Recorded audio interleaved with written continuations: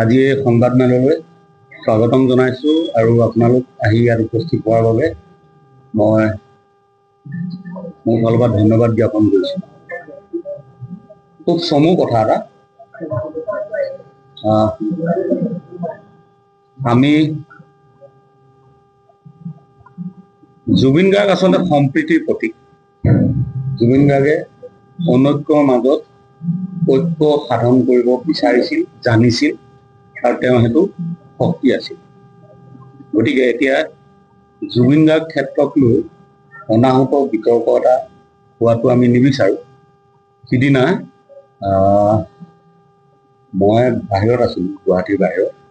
তো আহি থাকোঁতে মোবাইল ফিডতে দেখা পালোঁ যে গৰিমা বৌয়ে গৈ তাত তিৰপাল লগাইছে।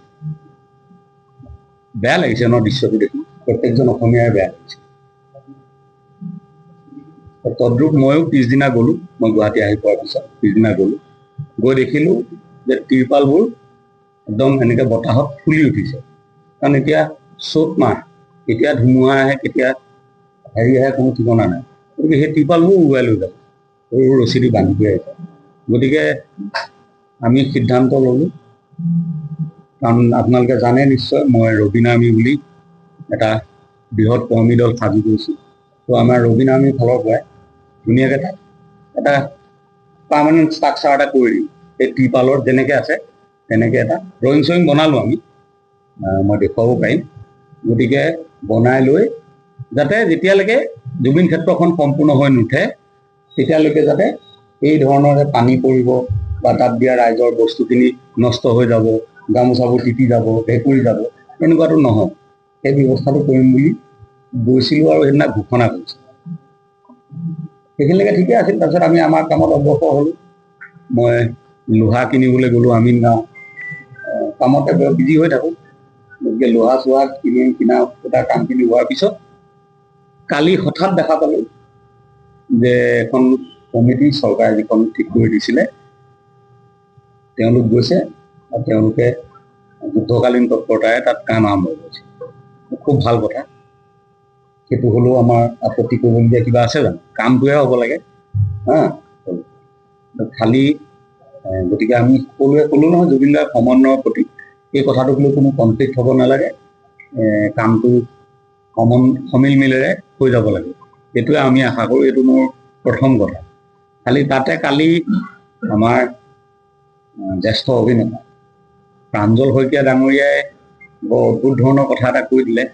কিয় ক'লে কেলৈ ক'লে মই নাজানো, কিন্তু প্ৰাঞ্জল দাক মই আজি এই সংবাদ মাধ্যমৰ জৰিয়তে ক'ব বিচাৰিছোঁ যে যোৱা কাইলৈ 6 মাহ হ'ব আপোনালোকৰ কমিটিখন গঠন কৰা বহুদিন হ'ল। গতিকে 6 মাহত কিন্তু আপোনালোকৰ না অফিচ এটা হ'ল, না আপোনালোকক কিবা ফাণ্ড দিলে, না আপোনালোকক কিবা ক্ষমতা দিলে। এই মানস ৰবীন গঢ় লোৱাৰ কাৰণেই আপোনালোককো চাগে ততাতৈয়াকৈ পঠাইছে। গতিকে আপোনালোক মানস ৰবীনৰ ওচৰত কৃতজ্ঞ হ'ব লাগে যে মানস ৰবীন আহি আমাক অকণমান শক্তি দিলে। আৰু দ্বিতীয় তেওঁ এটা মানে কি আৰু কথাটো এনেকৈ ধৰণে কৈ দিয়া হ'লে আজি সংবাদমেলখন আয়োজন কৰিবলগীয়া নহ'লেহেঁতেন। যে মানসে এই কথাটো কৈছে বৰ ভাল কথা, কাৰণ তেওঁৰ আন্তৰিকতা আছে জুবিন গাৰ্গৰ প্ৰতি। গতিকে মানসো আমাৰে ল'ৰা, গতিকে আমি মানসৰ লগত কথা পাতি ল'ম, তেওঁনো কি কৰিব বিচাৰিছিল, আমি সেইধৰণে আগবাঢ়িম। ইমানখিনি কোৱা হ'লে কথাটো ঠিক হৈ থাকিলেহেঁতেন। গতিকে জুবিন গাৰ্গ নিচিনা এটা সত্তাৰ দায়িত্ব আপোনালোকে ল'বলৈ লৈছে। গতিকে কথা কওঁতেও অকণমান সাৱধান হ'ব, কাৰণ সময়টো খুব চেঞ্চিটিভ। গতিকে আপোনালোকে এনেকুৱা কথা কৈ নিদিব যিটো কথাৰ কাৰণে ৰাইজৰ মাজত এটা ক্ষোভৰ উদ্গীৰণ হয়। কালি দেখিছোঁ তেখেতৰ মন্তব্য সংবাদ মাধ্যমত প্ৰচাৰ হোৱাৰ লগে লগে ৰাইজে খুব বেয়া ধৰণে কমেণ্ট কৰিছে। গতিকে তেখেত এজন জ্যেষ্ঠ অভিনেতা, তেওঁ কিবা কাৰণত গালি খালে মোৰো ভাল নালাগে। গতিকে এইখিনিয়ে মই ক'লোঁ। আৰু আমি যাবলগীয়া এইকাৰণে হ'ল কাৰণ যোৱা 6 মাহে তাত কি কি হৈ নুঠিল মই কৈছোঁ দেই। তালে আগতেও কৈছোঁ এইখিনি কথা, আজিয়ে কোৱা নহয়। তালে ডিষ্ট্ৰিক্ট এডমিনিষ্ট্ৰেশ্যনৰ মানুহ আহে সন্ধিয়া, জুবিন গাৰ্গৰ নামত যিখিনি দান বৰঙণি উঠে সেই পইচাখিনি লৈ যাবলৈ মানুহ।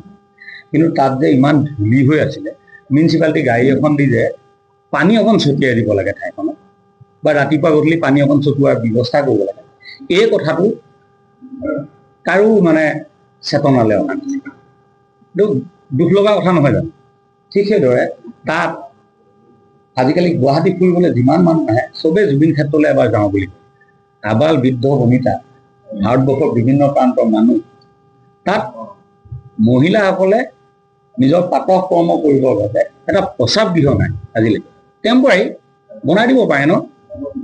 এতিয়া আমি যোৱাৰ পিছত কালিৰ পৰা যুদ্ধকালীন তৎপৰতাই কাম আৰম্ভ হৈছে। মই কৈছিলোঁ যে 3 দিনৰ ভিতৰত জুবিন ক্ষেত্ৰৰ পৰিৱেশ সলনি হৈ গৈছে। মই নিজে কওঁ বা বেলেগৰ দ্বাৰাই কওঁ, কিন্তু মোৰ যিটো পদক্ষেপ সেইটোৱে নিশ্চয় কিবা এটা কাম দিছে আৰু আমি সমিল মিলাই কাম কৰিবলৈহে খুব ভাল। কাইলৈ জুবিনদাৰ চমুহি, গতিকে জুবিন ক্ষেত্ৰলৈ